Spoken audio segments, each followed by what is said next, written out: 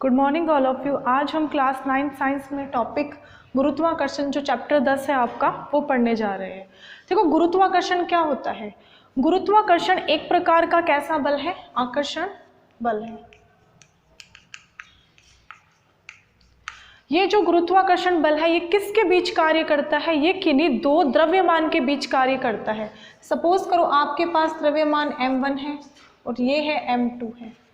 तो जब दो द्रव्यमान के बीच जो आकर्षण का बल लगता है उसे कौन सा बल कहते हैं? गुरुत्वाकर्षण बल कहते हैं।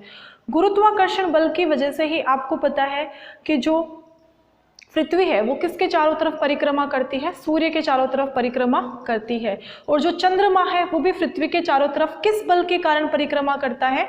गुरुत्वाकर्षण बल के कारण परिक्रमा करता है। तो जो गुरुत्वाकर्षण बल है वो m1 और m2 किन्हीं दो द्रव्यमान के बीच कार्य करता है। यह दो मनुष्यों के बीच भी कार्य करता है, लेकिन इसका गुरुत्वाकर्षण का बल जो दैनिक लाइफ में इसलिए शो नहीं होता क्योंकि यहाँ पे जो द्रव्यमान है या आपका जो हमारा द्रव्यमान है वो बहुत क्या होता है? कम होता है, जिसकी वजह से गुरुत्वाकर्षण की वजह से ये हमारे दैनिक जीवन में क्या नहीं होता है? दिखाई नहीं देता है। लेकिन जो दो द्रव्यमान के बीच में हमेशा कौन सा बल लगता है? गुरुत्वाकर्षण का बल कार्य करता है। ये जो बल है इसकी जो सर्वप्रथम खोज थी वो किसने की थी? आइजैक न्यूटन ने। उन्होंने एक बार देखा था कि किसी पेड़ से किसी सेब को गिरते हुए देखा था, तब उन्होंने ये सोचा कि ये सेब है वो नीचे की तरफ ही क्यों गिर रही है, कहीं ऊपर की तरफ दाएं बाएं उस दिशा में क्यों नहीं गिरती है। तब उन्होंने इसके ऊपर क्या की थी? स्टडी की थी। और उसके बाद में उन्होंने गुरुत्वाकर्षण और गुरुत्वाकर्षण से संबंधित नियमों का क्या किया था? सत्यापन किया था। तो देखो आज हम पढ़ेंगे, तो आप ध्यान से सुनो कि ये जो गुरुत्वाकर्षण बल है इसका जो सार्वत्रिक नियम है वो अभी मैं यहाँ पे लिखूंगी। उससे पहले आप देखो कि जो m1 और m2 है इन दोनों के मध्य जो आकर्षण का बल लगेगा उस आकर्षण के बल को कौन सा बल कहेंगे? यहाँ पे गुरुत्वाकर्षण बल कहेंगे। देखो गुरुत्वाकर्षण, और ये सर्वप्रथम किसने दिया था? सर्वप्रथम आइजैक न्यूटन ने गुरुत्वाकर्षण का नियम दिया। और गुरुत्वाकर्षण की वजह से क्या होती है? जो पृथ्वी है सूर्य के चारों ओर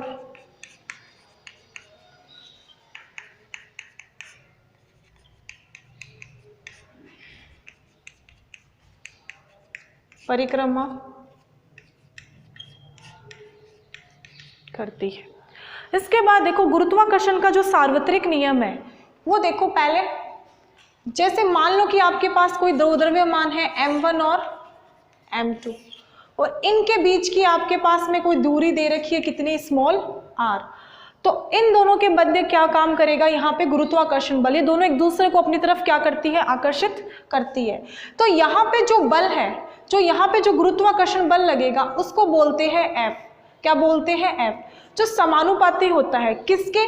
m1 और m2, अर्थात द्रव्यमान जितना ज्यादा होगा लगने वाले बल का मान उतना ही क्या होगा? अधिक होगा। तो यहां से हो जाएगा F अनुक्रमानुपाती m1 और m2।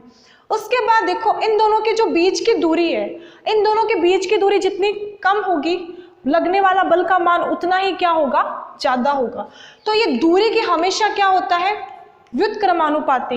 इसके समानुपाती होता है, मतलब इसके डायरेक्ट प्रोपोर्शनल होता है। इनका मान बढ़ेगा तो इसका मान भी क्या होगा? बढ़ेगा। लेकिन दूरी के क्या होता है? ये व्युत्क्रमानुपाती, अर्थात दूरी जितनी कम होगी लगने वाले बल का मान उतना ही क्या होगा? अधिक होगा। तो ध्यान रखना, दूरी अगर जितनी ज्यादा हुई, अगर r का मान जितना ज्यादा हुआ, आप इनको बहुत दूर दूर रखोगे तो लगने वाले बल का मान क्या हो जाएगा? यहाँ पे कम हो जाएगा। और अगर ये दो मास एक दूसरे के जितना अधिक पास में होंगे तो जो लगने वाले बल का मान है वो उतना ही अधिक होगा। और ये दैनिक जीवन में इसलिए शो नहीं होता कि जो मास है, जो द्रव्यमान है वो बहुत क्या होता है? कम होता है, जबकि सूर्य, पृथ्वी, चंद्रमा इनका द्रव्यमान क्या होता है? बहुत ज्यादा होता है। इसलिए ध्यान रखना m1 m2 का मान जितना ज्यादा लगने वाला बल भी क्या होगा? उतना ही अधिक। इन दोनों फॉर्मूले से इसको दे दो समीकरण नंबर 1, इसको दे दो समीकरण नंबर 2। तो यहां से जो F होगा ये समानुपाती होगा Q1 Q2 बट्टे R स्क्वायर के। जब आपको पता है समानुपाती का, जब हम चिन्ह हटाते हैं तो हमारे पास एक स्थिरांक आता है। उस स्थिरांक को यहाँ पे बोलते हैं F equals to capital G। उसको किससे लिखेंगे? कैपिटल G से। Q1 Q2 बटे M1 M2, यहाँ पे M1 M2 बटे कितना हो जाएगा आपके R²। अब यहां से जो G है इसको क्या बोलते हैं? इसको बोलते हैं गुरु। ये इस एक स्थिरांक है, तो स्थिरांक है, तो इस यहां पे इस G को क्या बोलेंगे? सार्वत्रिक गुरुत्वाकर्षण स्थिरांक।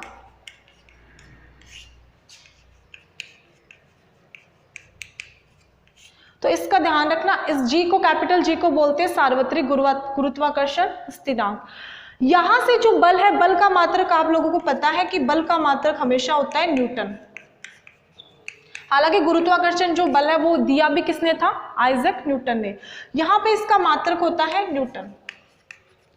और अगर आप यहाँ से G का मान निकालना चाहते हो तब आप R² को क्या कर दो? वज्र गुणन कर दो, तो Fr² बटे कितना हो जाएगा? M1 into M2। अब इसकी परिभाषा में कैसे लिखना है? गुरुत्वाकर्षण होता क्या है? यह आपके पास यह एक प्रकार का आकर्षण बल है।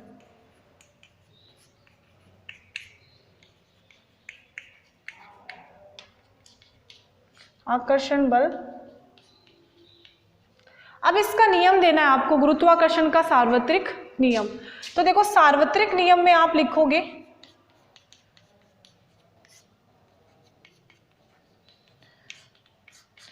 कि यह बल द्रव्यमान के क्या होता है? समानुपाती, और द्रव्यमान के बीच की दूरी के क्या होता है? व्युत्क्रमानुपाती।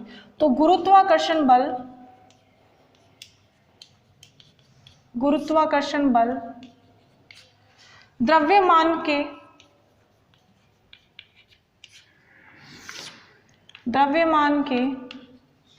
गुणनफल के समानुपाती एवं उनके बीच की दूरी के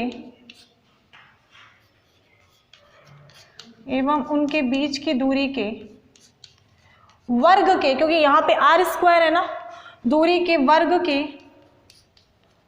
व्युत्क्रमानुपाती होता है।